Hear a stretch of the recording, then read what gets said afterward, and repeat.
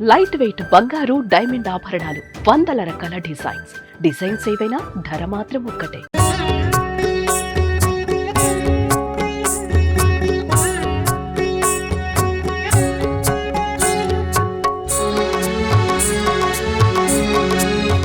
So final గా మనం భైరవ్ కోన అయితే వచ్చాము.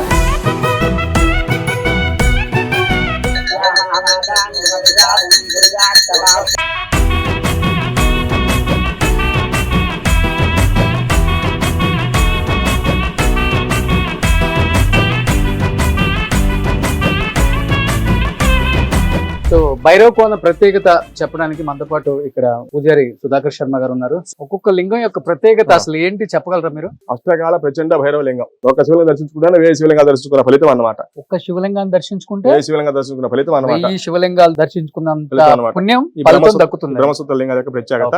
సో ఇక్కడ ఈ కొండలోనే మలిసినటువంటి ఇవన్నీ కూడా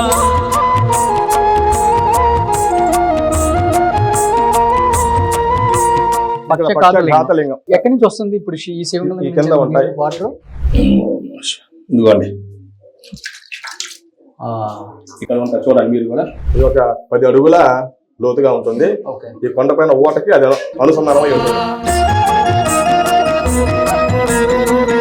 ఇక్కడ అప్పట్లోనే ఏంటంటే ఒక మ్యాప్ గీశారు చూడండి. అంటే ఒకప్పుడు ఈ తారు రోడ్డు లేదు, ఇటు నుంచే రావాలా. ఇది దారి, ఇదిగో ఇది దారి. ఇట్లా వచ్చి ఇదిగో అన్ని చూసుకొని మళ్ళీ అటే పోవాలి, ఒకటే దారి అనమాట. ఆ దారి ఇక్కడ అప్పట్లో చూపించారు అనమాట. ఇక్కడ లిపి ఉండేది, ఇదంతా కూడా దేవనాగరి లిపి. ఏ భాష అది? తమిళం లాగా ఉంటుంది. తమిళలో కూడా దీన్ని చదవలేరు. ఈ 8 లింగాలతో పాటు ఇక్కడ అమ్మవారు ప్రత్యేకత అనమాట. 3 ముఖాల అమ్మవారు ఎక్కడ లేరండి. సర్వరోగమే సర్వ పాపహరణం. త్రిముఖ దుర్గా బర్గులేశ్వర స్వామి అమ్మవారు చూడండి, మీకు 3 ముఖాల్లో ఉంటారు.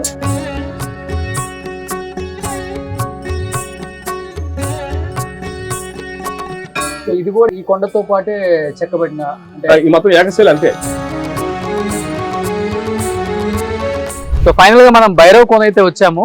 సో చాలా మంది చెప్తుంటారు శిశునాగలింగం అని, అండ్ విశ్వేశ్వర లింగం అని, నాగేశ్వర లింగం అని, పక్షలింగం అని. అంటే ఇటు దీని బ్యాక్ సైడ్ ఆల్మోస్ట్ ఇంకొక 101 అంటే ఏదైతే ఇప్పుడు మనకి ఇక్కడ కనిపిస్తుందో వాటర్ జలపాతము, ఇలాంటివి ఇంకొక 101 వెనకున్నాయి. కొన్ని 1.5 లింగాలు ఉంటాయి. ఎవరు కూడా వెళ్ళి చూసే సాహసం కూడా చేయలేరు. అంటే ఈ దట్టమైన నల్లమల ఫారెస్ట్ కనిపిస్తుంది కదా, అంటే గొప్ప గొప్ప సైంటిస్టులు కూడా బిఫోర్ ఇక్కడ ఎంతో ప్రయత్నించారనమాట ఇక్కడ ఏముందో కనుక్కోవాలని. కానీ ఎవరి వల్ల కూడా కాలేదు. అంటే అంత మహిమగల ఒక ప్లేస్ అని చెప్పుకోవచ్చు. అండ్ ఈ ప్లేస్ గురించి చాలా మంది అడిగారు, వెళ్ళినప్పుడు కవర్ చేయండి, డెఫినెట్ గా దీన్ని విశిష్టత తెలియజేయండి అని చెప్పారు. కాబట్టి సో ఎమ్మెల్యే గారు ఇక్కడ ఉన్నారు మనకి. సో నరసింహారెడ్డి గారు, మీరు ఇదే ప్రాంతంలో చిన్నప్పటి నుంచి పుట్టి పెరిగారు కాబట్టి మీరు విన్నదంటే ఏమని చెప్తారు? లేకపోతే మీ పెద్దవాళ్ళు చెప్పిందో, లేకపోతే ఇక్కడున్న పూజారులు చెప్పిందో విన్నదంటే ఏమనిపించింది మీకు ముఖ్యంగా? అంటే ముఖ్యంగా ఈ జలపాతం ఈ ప్రాంతంలో ఇది క్షామ పీడిత ప్రాంతం. అంటే ఇక్కడ వర్షాలు సంవత్సరం మొత్తం మీద 15 రోజులు 20 రోజులు పడతాయి సంవత్సరానికి. అటువంటి ప్రాంతంలో ఈ విధంగా జలపాతం అనేది ఇక్కడ విచిత్రంగా చూడటానికి వస్తే వర్షాకాలంలో దాదాపు 3 months ఎక్కువ ఫ్లో ఆఫ్ వాటర్. కానీ ఇది ఎప్పుడు అదే విధంగా ఎప్పుడు వస్తూనే ఉంటాయి. ఇప్పుడు వచ్చేదైతే ఎప్పుడు ఆగిపోతుంది. ఎండాకాలం కూడా అదే ఫ్లోతో వాటర్ రావడం జరుగుతుంది. వర్షం వచ్చినప్పుడు ఈ ప్రాంతం కూడా పెద్ద పెద్ద గుళ్ళు రాళ్ళు కానీ వచ్చేసి ఈ పంట జరుగుతూ ఉంటది. ముఖ్యంగా ఈ ప్రాంతంలో మాకు తెలిసింది, మాకు చెప్పే చరిత్ర ప్రకారం ఇక్కడ వేప చెట్టు మొలవదు అనేది వాళ్ళు చెప్తూ ఉంటారు. రావంట. తర్వాత కాకి అనేది ఈ ప్రాంతంలో సంచరించదు అని చెప్తున్నారు. మేము కూడా ఎప్పుడు అంటే గత 20 సంవత్సరాల నుంచి ఈ ప్రాంతంలో తిరుగుతున్నాం, కానీ ఎప్పుడు మాకు ఇక్కడ అటువంటి దాఖలు ఎక్కడ లేవు. ఇది గతంలో కొంత డెవలప్మెంట్ ఆగిపోవడం కారణం, గతంలో ఇక్కడ నక్సలైట్స్ భైరవ్ దళం అని చెప్పేసి నక్సలైట్ గ్రూప్ కూడా ఇక్కడ ఒకటి ఉండేది. తద్వారా అప్పుడు నైట్స్ ఎవరు ఇక్కడ ఉండేవాళ్ళు కాదు. తర్వాత మేము శాసనసభ్యులుగా ఉన్న టైంలో గతంలో 2012 అప్పుడు ఇక్కడ శివరాత్రి రోజు నైట్ మన సింగర్ మను గారిని తీసుకొచ్చి ఇక్కడ మ్యూజికల్ నైట్ పెట్టి ఆ రోజు నైట్ ఇప్పుడు ఎండోమెంట్ మినిస్టర్ గారు, అప్పుడు ఫైనాన్స్ మినిస్టర్ ఉన్నారు, ఆనం రామనాయుడు గారిని తీసుకొచ్చి ఇక్కడ కార్యక్రమం చేయడం కూడా జరిగింది. అప్పటి నుంచి రాత్రులు ఇక్కడ జనాలు ఉంటాం.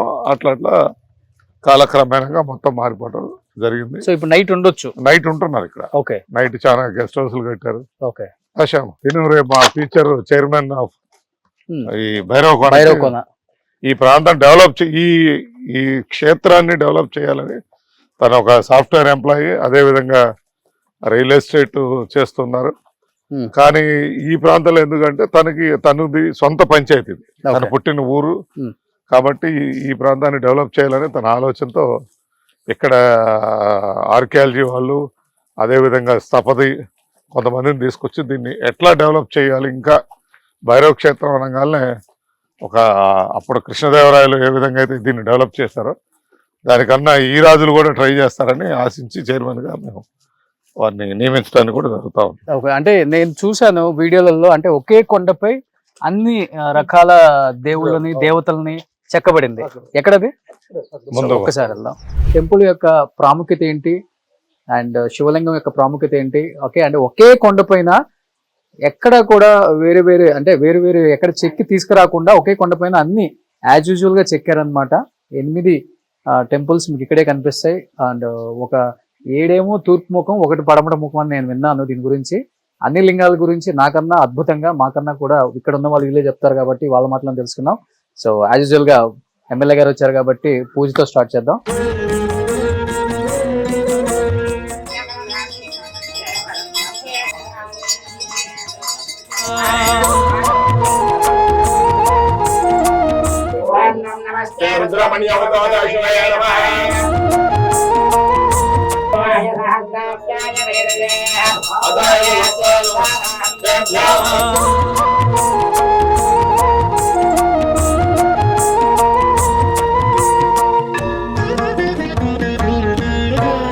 మాత్రే నమః.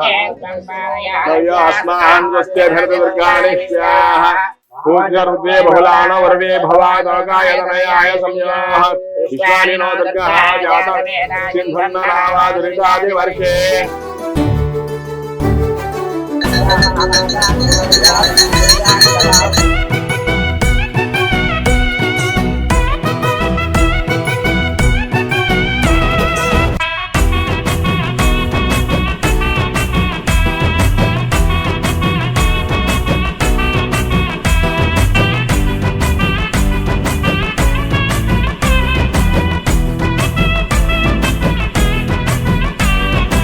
సో భైరవ కోన ప్రత్యేకత చెప్పడానికి మనతో పాటు ఇక్కడ పూజారి సుధాకర్ శర్మ గారు ఉన్నారు. సుధాకర్ శర్మ గారు, దీని గురించి చెప్తుంటేనే, వింటుంటేనే, కొన్ని విజువల్స్ చూస్తుంటేనే గూస్ బంప్స్ అన్నమాట.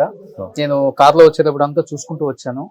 అంటే ఒకే కొండలో ఇన్ని లింగాలు, అంటే అక్కడ కనిపిస్తున్నాయి 8 రకాల లింగాలు ఇక్కడే కొండలోనే చెక్కి శిలల. ఏం చెప్తారు ప్రత్యేకత అంటే? ఏమని చెప్తారు? ఫస్ట్ ఇక్కడి నుంచే ప్రధానంగా ఈ భైరవ కోన అనేటువంటి పేరు ఎందుకు వచ్చిందంటే, క్షేత్రపాలకుడు కాలభైరవుడు అయినందువల్ల ఆయన పేరు మీదనే భైరవ కోన అని పేరు వచ్చింది అనమాట. ఇక్కడ ఏంటంటే ఈ క్షేత్రం మొత్తం క్షేత్రపాలకుడు, అందువల్ల ఈ ప్రదేశంలో కాకి కూడా సంచరించదు. కాకి గద్దలు రెండు కూడా, అంటే మెయిన్ కాకి, ఎందుకంటే కాకి శనేశ్వర స్వామి యొక్క వాహనం కదా, ఆ స్వామి యొక్క శని ప్రవాహం ఇక్కడ లేదు అని, కాబట్టి కాకి సంచరించదు. కాకి లేదు కనుక ఈ వేప చెట్టు అనేటువంటిది వ్యాపించలేదు, ఎందుకంటే కాకి ద్వారానే ఆ వేప పంట విస్తరిస్తుంది. కాకి సంచరిత కనుక వేప చెట్టు కూడా ఈ హద్దు మండలం లోపల ఎక్కడ కూడా లేదన్నమాట. అది ఒక విశేషం అన్నమాట. కాబట్టి ఈ క్షేత్రపాలుడి భైరవుడికి ఎదురుగా మనకు 3 ముఖాల అమ్మవారు దర్శనం ఇస్తుంది. మహాకాళి, మహాలక్ష్మి, మహాసరస్వతి, ముగ్గురు కలిసి అమ్మవారు త్రిముఖ దుర్గాంబ. అట్లా అమ్మవారు అట్లా త్రిముఖ దుర్గాంబ అని పిలువబడుతుంది. అమ్మవారు ముందుగా భర్గులేశ్వర స్వామి వారు ఉంటారు మనకి. అది అమ్మవారు ముందుగా మనకి ఆ శివుడి పేరు భర్గులేశ్వరుడు.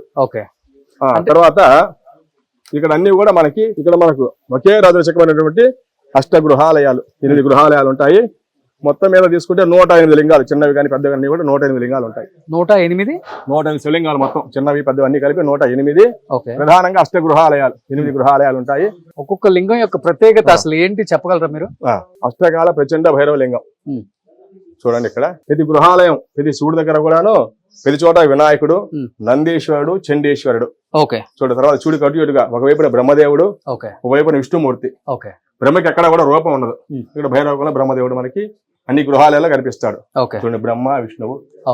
ఇంకొకటి ఏంటంటే ప్రత్యేకత, ఇవన్నీ కూడా ఇక్కడ కొండలో ఈ మొత్తం కూడా ఏకశిల ఒకటే ఏకశిల, ఒకటే శిల మొత్తం ఈ కొండలోనే మలిచినటువంటి ఇవన్నీ కూడా. కొండలోనే వెలిసిన అది ఆ, రాజులు వాళ్ళు- దేవతలు వాళ్ళు దేవుళ్ళు మలుచుకున్నారు. చెప్పుకోవచ్చు. మునులు మలుచుకున్నారు అంతే. ముందు మలుచుకున్నారు. వాళ్ళు తపస్సు చేసుకునే కోసరంగా వాళ్ళు మలుచుకున్నారు. ఓకే మునుల యొక్క సంకల్పమై. ఓకే.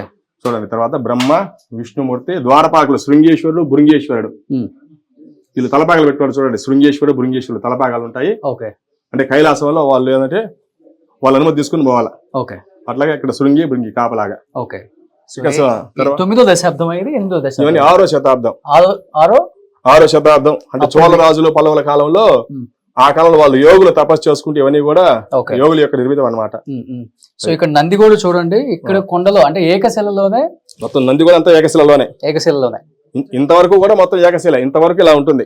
ఈ శిల మొత్తం ఇలా ఉన్నదాన్ని వాళ్ళు మునులు మలుచుకుంటూ చేసుకున్నారు ఇవన్నీ కూడా. ఓకే. సో వినాయకుడు, వినాయకుడు, నందీశ్వరుడు, చండీశ్వరుడు, బ్రహ్మ, విష్ణువు, ఓకే, శృంగి, బృంగి, ఓకే, మధ్యలో శివుడు అన్నమాట. సో ఇది అష్టకాల ప్రచండ భైరవ లింగము. ఓకే. ఈ లింగం దీని ప్రత్యేకత ఎక్కువ. అష్టకాల ప్రచండ భైరవ లింగం అంటే ఈ భైరవులు అష్టభైరవులు అన్నమాట. ఉన్మత్త, రురు భైరవ, ఇట్లా మొత్తం అష్టభైరవులు అంటారు. అందుకే 8 గృహాలయాలు. అష్టభైరవులు అంటే 8 దిక్కుల 8 భైరవులు అనమాట. ఆయన ప్రథమంగా అష్టకాల భైరవ లింగం అనమాట.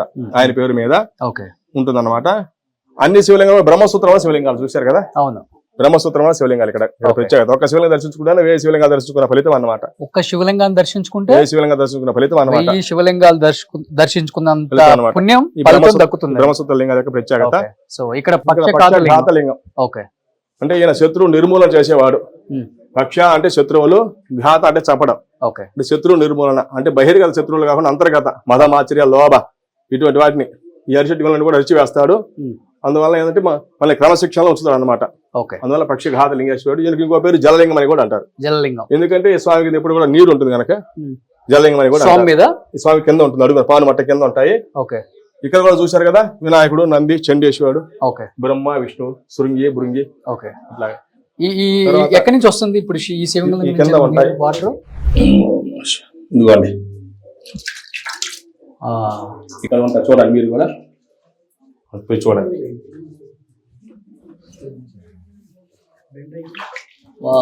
అటు చల్లుకోండి.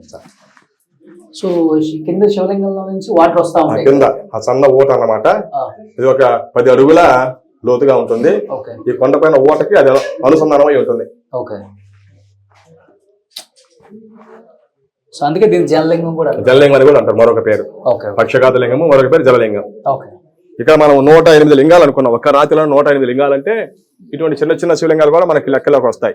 ఇట్లా చిన్నవన్నీ కలిపి 108. ప్రధానంగా అష్టగృహాలయాలు. ఈ క్షేత్ర బదులు మొత్తం తీసుకుంటే కొండంతా కూడా 1,01 శివలింగాలమయం. భైరవ కోన 1,01 శివలింగాలమయము. మొత్తం మనం భైరవ కోనలో ఉన్న కొండ మొత్తం చూసుకుంటే కూడా 1,01 లింగాలు ఉన్నాయంట. ఇట్లాంటి లింగాలు ఎవరన్నా వెళ్ళే సాహసం చేశారు ఎప్పుడన్నా? పోయి రావచ్చు. అంటే మనకి ఏమైనా గైడ్ ఉండాలి. ఎందుకంటే దారి తప్పే అవకాశం ఉంటుంది, అటవీ ప్రాంతం కాబట్టి మనం చూపించే గైడ్ ద్వారా పోయి రావచ్చు. అంటే గురుగారు, అంటే ఇక్కడ ఒక 5-6 శివలింగాలు చూస్తుంటేనే మన కళ్ళు బయర్లు కమ్ముతున్నాయి.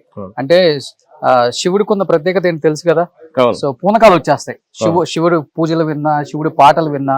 అలాంటిది ఈ కొండలో 1,01 లింగాలంటే ఆ మొత్తం లింగాలని ఒకేసారి చూసినప్పుడు, లేకపోతే ఎవరైనా చూసిన వాళ్ళు దాని గురించి చెప్పినప్పుడు ఏమనిపించుంటుంది మీకు? ఇక పైన చాలా లింగాలు ఉన్నాయి. ఇట్లానే ఈ కోనేరు గట్లమ్మటి అక్కడక్కడ గృహాలయాలు మనకి దర్శనం ఇస్తాయి. అంటే మనం అన్ని చూడలేము. లెక్క పెట్టి 1,01 లింగం అని అక్కడక్కడ మనకు దర్శనం ఇస్తాయి.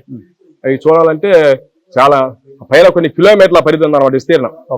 అన్ని మనం దర్శించలేము, చూడలేము. కొన్ని మరుగున పడి ఉంటాయి, కనపడవు. అంటే కొన్ని గృహాలు లోపల ఉంటాయి. అంటే మనం కొన్ని దర్శనం చేసుకోవచ్చు.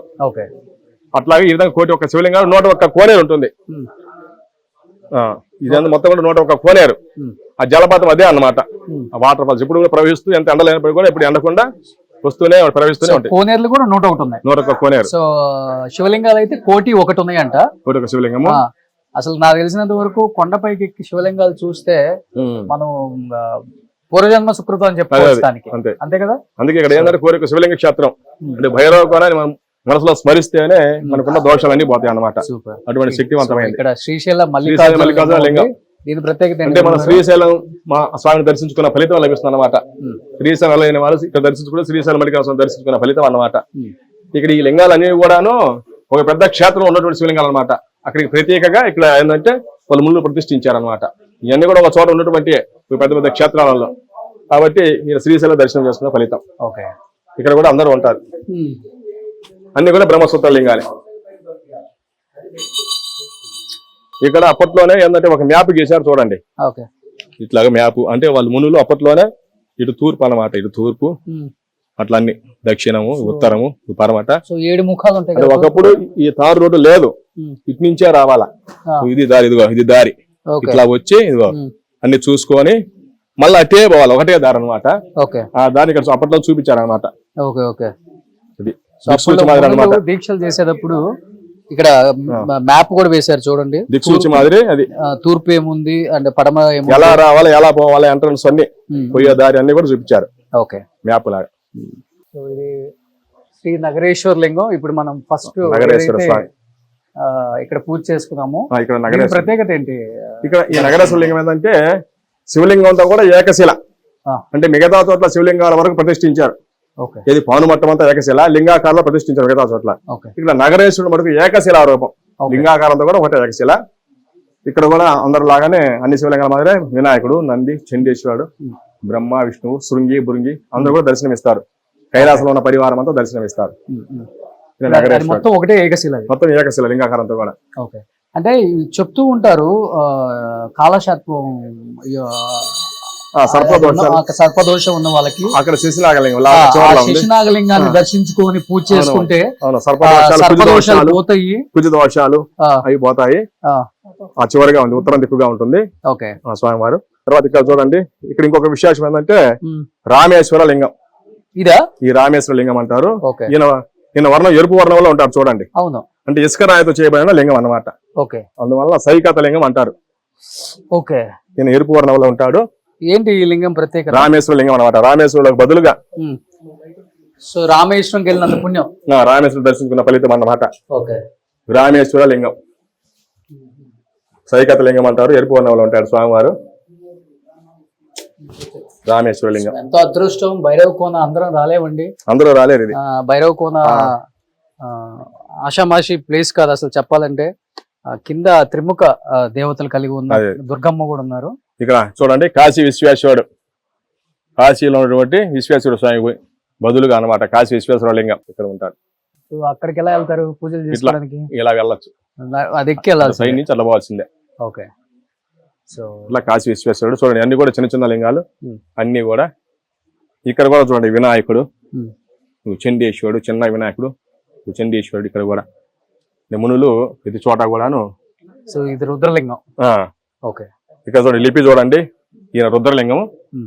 ఇక్కడ లిపి చూడండి, ఇదంతా కూడా దేవనాగరి లిపి. ఏ భాష అది? ఇదంతా దేవనాగరి లిపి. తమిళం లాగా ఉంటుంది, తమిళులు కూడా దీన్ని చదవలేరు అలా అనుకుంటారు. ఇదంతా దేవనాగరి లిపి. ట్రై చేశారా? ట్రై చేసేది దేవనాగరి లిపి. అంటే చాలా మంది పురావస్తు వాళ్ళు దాన్ని అర్థం చేసుకోవాలి.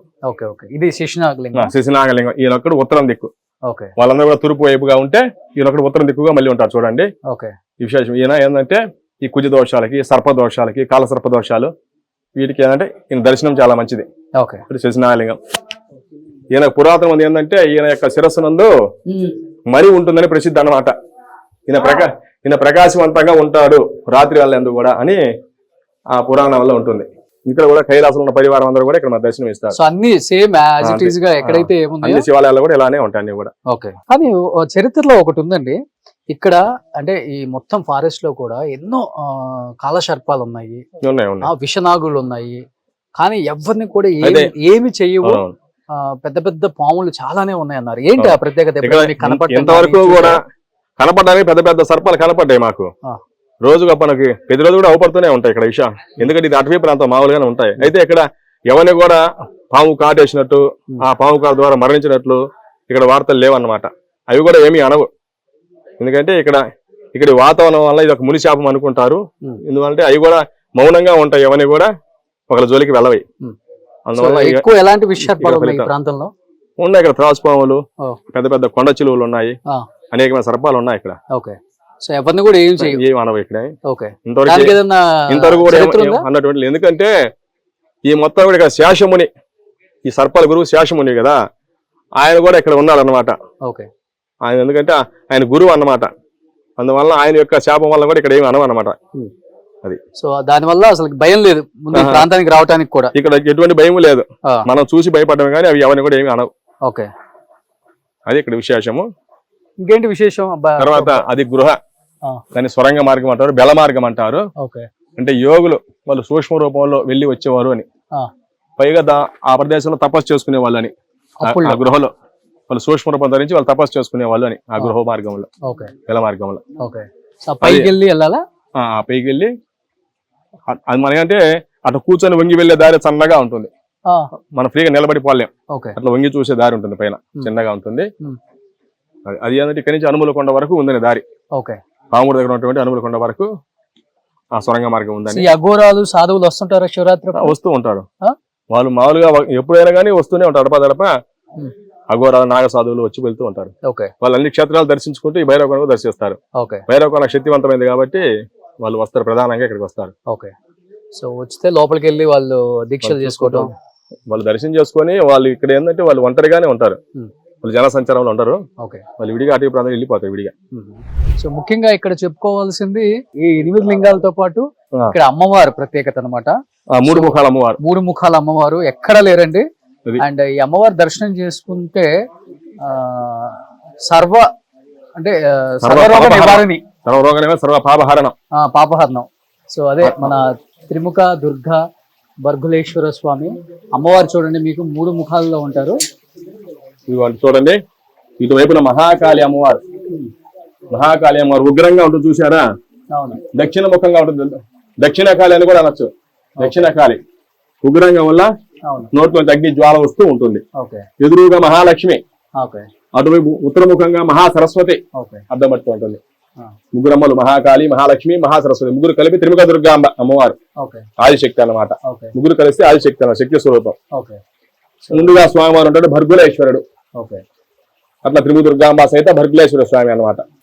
అమ్మవారిని ఎక్కువ ఎవరు దర్శించుకుంటారండి? అమ్మవారిని ఇంకా అందరు కలిసి శక్తి స్వరూపిణి, ఇంకా శక్తి స్వరూపిణి, ఆదిశక్తి ఆమె. ఆదిశక్తి నుండే మొత్తం సమస్తం కూడా ఉద్భవించింది అనమాట. ఇక్కడ ఒక చోటే ఉంది కదా ఇది, ఇక్కడ అరుదుగా తర్వాత ఎక్కడో ఉందన్నారు మన దేశంలో, ఇంకో చోట ఎక్కడో ఉంది.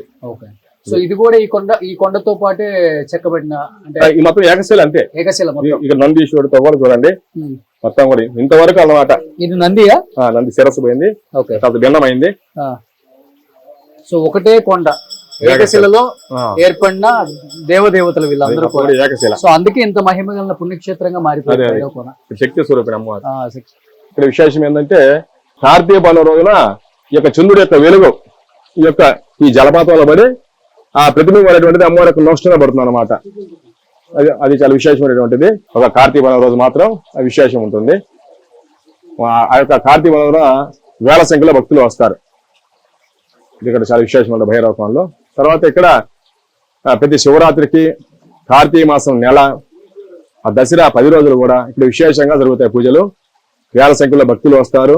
ఇక్కడ విదేశాల నుంచి కూడా వాళ్ళు ఫారినర్స్, విదేశస్తులు కూడా ఇక్కడ వస్తున్నారు అనమాట. అంటే ఇది ఒక టూరిజం ప్లేస్ కింద వాళ్ళు వస్తూ ఉంటారు ఇక్కడికి. ఇక్కడికి రా అంటే ఇక్కడ ఇంకొక విశేషం ఉంది.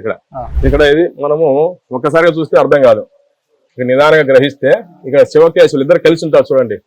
ఇట్లా చూస్తే విష్ణుమూర్తి ఈ భాగం, ఇటు శివుడు అంటే శంకు చక్రము చూసారా, కౌపీనము, ఈ భాగం వచ్చి విష్ణుమూర్తి, ఇటు శివుడు చూడండి, త్రిశూలము, రుద్రాక్ష. కాబట్టి శివకేశవులు ఇద్దరు కలిసి ఉంటారు అన్నమాట. అర్ధనాదేశ్వరుడు లాగా శివకేశవులు, హరిహరులు ఇద్దరు కలిసి ఉంటారు. ఇదొక విశేషం అన్నమాట. ఈయన నటరాజ స్వామి వారు. ఎంత అద్భుతంగా ఉందండి ఈ పుణ్యక్షేత్రం. అసలుకి ఎక్కడ బహుశా మనం హిస్టరీలో చూసుండం ఇలాంటివి. కొన్ని తక్కువ ప్లేసెస్ లో మాత్రమే ఇలాంటి ఒక గొప్ప పుణ్యక్షేత్రాలు ఉన్నాయి. అది ముఖ్యంగా ఆంధ్రప్రదేశ్ లో మన కనిగిరి నియోజకవర్గంలో భైరవకొండ ఉండటం మన అదృష్టం అని చెప్పుకోవచ్చు.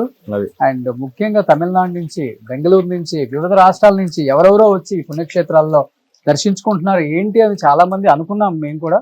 బట్ ఎప్పటి నుంచో అనుకుంటున్నాను భైరవకొండ, మగధీర సినిమాలో భైరవకొండ యొక్క ప్రత్యేకత అండ్ భైరవకొండ యొక్క గొప్పతనం రాజమౌళి గారు చూపించిన తర్వాత భైరవకొండ అనే ఒక ప్రాంతం చాలా మందికి తెలిసింది. అప్పటి నుంచి రావడం స్టార్ట్ చేశారు.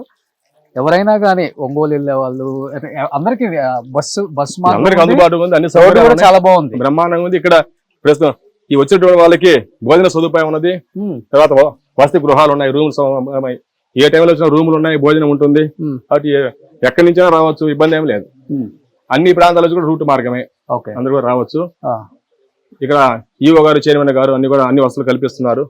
కాబట్టి ఎలాంటి ఇబ్బంది లేదు. బిఫోర్ కి ఇప్పటికి చాలా మారిందా? చాలా అరేంజ్మెంట్స్ కావచ్చు, ముఖ్యంగా భక్తులకు కావాల్సింది అరేంజ్మెంట్స్ సరిగా లేకపోతే కష్టం అసలు. ఇప్పుడు ఇబ్బంది ఇప్పుడు వచ్చిన చైర్మన్ గారు, ఈఓ గారు కానీ పూర్తిగా సహకరిస్తున్నారు.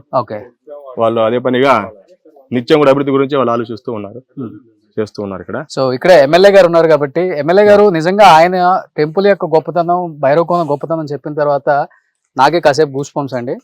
ఏం చేయాలనుకుంటున్నారు? మీ ప్రాంతంలో ఉంది, మీ నియోజకవర్గం కాబట్టి భైరవకోన్ని మీరు వచ్చిన తర్వాత మార్చిన అంటే ఏం డెవలప్మెంట్ జరిగింది, ఏం డెవలప్ చేయాలనుకుంటున్నారు?